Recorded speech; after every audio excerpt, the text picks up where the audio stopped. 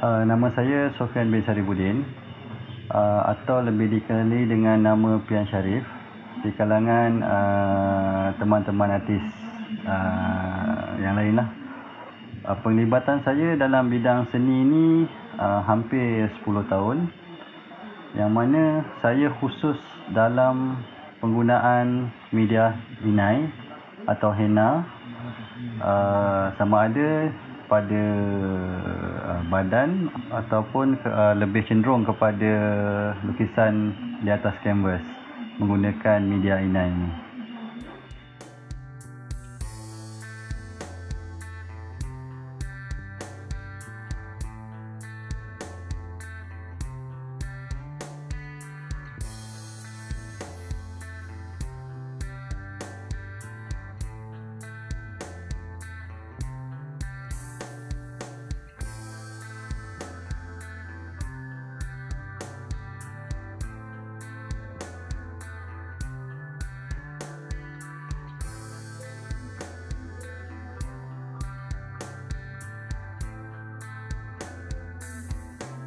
Studio ini mula beroperasi pada awal tahun 2014. Okey, yang mana sebelum ini lokasinya adalah di Puncak Jalil. Saya memilih tempat ni kerana suasana yang lebih dekat kepada alam sekitar. Jadi saya rasa tempat ni adalah tempat yang paling sesuai untuk berkarya.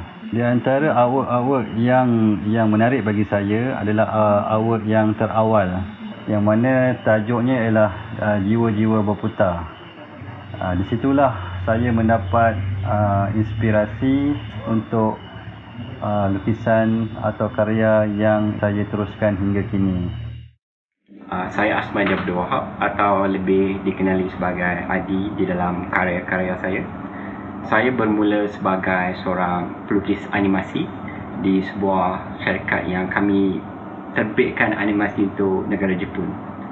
Saya kenal saudara Pian melalui seorang kawan pelukis, dan yang mana saya terlibat dalam pembikinan laman web. Saya berhenti sekolah tu, saya dah berjinak-jinak dengan lukisan. Jadi situ saya bermula, dan di situ juga saya berkenalan dengan semua pelukis-pelukis di Kuala Lumpur. Beliau begitu unik sekali orang dia, tapi bahan yang dia gunakan tu agak berlainan daripada yang lain. Jadi disitulah kami berkenalan dan sama-sama kita bertukar pandangan tentang art. Saya seorang curator dan juga penulis tentang seni secara freelance. Saya pernah bertugas sebagai seorang penjawat awam di sebuah institusi seni, private dan juga government. Jadi saya ada kenalan daripada kumpulan self-taught atau naif artis.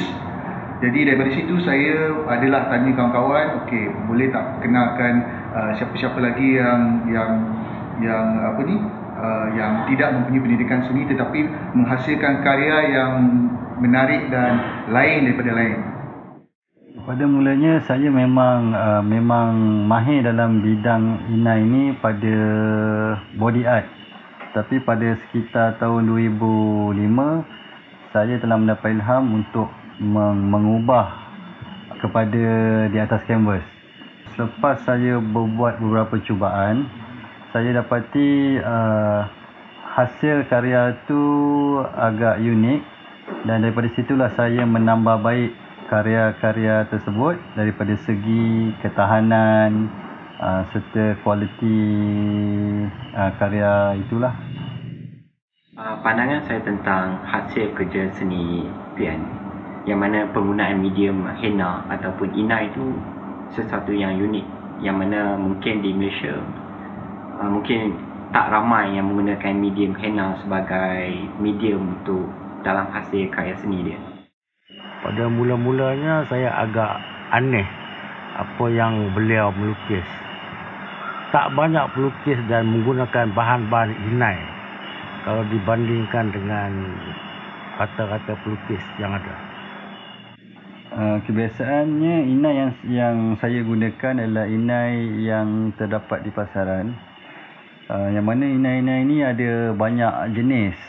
Kalau nak diikutkan ada beratus jenis, tapi saya hanya menggunakan inai-inai yang terpilih. Apa yang saya suka menggunakan bahan inai ni adalah apabila digunakan di atas kanvas, dia akan meninggalkan kesan yang agak dramatik, iaitu kesan-kesan dia tu boleh dirasa.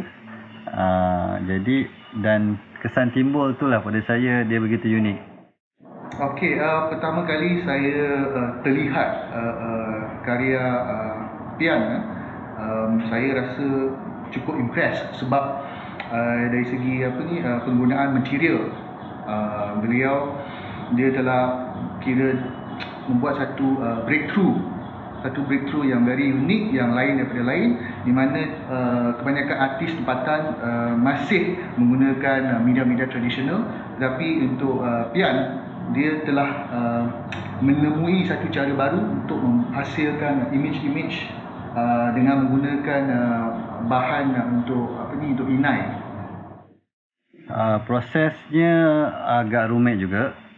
Okey, kerana selain daripada tidak boleh melakukan kesilapan, ataupun kesilapan itu mesti dikawal. Jadi saya akan pastikan karya-karya ini tidak dibuat dengan tergesa-gesa. Sekiranya keadaan itu berlaku, karya tersebut akan rosak. Saya akan meletakkan satu bahan supaya tekstur inai tadi tidak akan mudah jatuh di kemudian hari, dan secara tak langsung dia akan menambah lagi kualiti karya itulah. Okey, apa yang istimewa tentang karya Pian ni, sebab beliau ni minat dengan seni tattoo, tetapi sebagai seorang Muslim dia memang tak dikatakan, tak dibenarkan sebenarnya. Jadi untuk tidak membuat sesuatu yang bercanggah dengan kepercayaannya, dia menggunakan something yang very traditional, iaitu inai untuk menggantikan the medium of tattoo untuk menghasilkan karya lukisan. Kalau kita lihat bentuk-bentuk corak-corak ni, dia sebenarnya is very tribal tattoo, tetapi dia menggunakan inai untuk menggantikan dakwat tattoo. So karya ni actually pendekatan dia is very special lah. Dia istimewa sebab dia dapat menghasilkan sesuatu yang very kreatif, tetapi dia juga mengambil kira sensitiviti kepercayaannya. Kalau kita lihat dalam penghasilan arca kayu lampu, yang mana saya anggap walaupun itu bukan produk, itu adalah hasil seni yang mana dijual dalam bentuk komersial, tetapi dihasilkan secara seni. Okey, proses pembuatan kayu arca lampu kayu ni memang agak rumit. Dia harus melalui berbagai peringkat. Di antaranya daripada segi pemilihan kayu, bagaimana nak memilih, mencari lokasi. Biasanya saya akan menggunakan kayu-kayu hanyut yang terdapat di tepi-tepi pantai. Proses penyediaan untuk membuat arca lampu kayu ni biasanya kami mulakan daripada segi material dia. Apabila kita dah dapat, kemudian kita akan cuci hingga bersih sisa-sisa kotoran yang kita tidak mahu. Kemudian dia akan membuat design pula. Okey. Apabila design dah ada, kita akan letak chemical yang boleh protect kayu tu lebih tahan lama lah. Seterusnya kita akan ada proses untuk memasukkan wire, Swiss, dan juga kita akan pastikan benda itu berfungsi dengan baik, dan kita akan letakkan terendak yang sesuai untuk lampu itu, untuk panggil finishing lah. Kemudian barulah dia akan diuji sekali lagi dan barulah boleh masuk ke pasaran. Karya yang dihasilkan oleh Pian, terutama penggunaan material dia sepatutnya dijadikan satu inspirasi sebagai satu contoh di mana seseorang yang tidak mendapat pendidikan seni secara formal dapat membuat satu breakthrough dalam seni kerana minatnya dan kerana kreativitinya.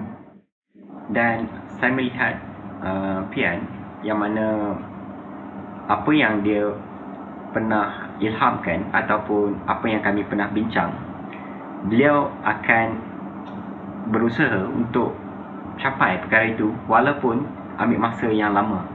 Dan pengalaman saya yang lepas, yang mana Pian seorang yang maksudnya dia gigih dan dia tak pernah putus asa dengan apa yang dia usahakan selama ni. Dan saya juga memang mengharapkan agar apa yang saya buat ini boleh pergi lebih jauh dari apa yang saya ada sekarang ini. Saya juga berharap agar produk-produk ini mampu berdaya saing di dalam pasaran dalam dan luar negara. Harapan saya semoga suatu masa nanti yang mana kita dapat lihat hasil kerja Pian mungkin kita dapat lihat di hotel-hotel besar ataupun, dan tak mustahil karya Pian akan berada di galeri-galeri di seluruh dunia, sebab hasil kerja dia itu adalah yang bertahap antarabangsa. Dan semoga beliau berjaya dengan apa yang beliau usahakan selama ini.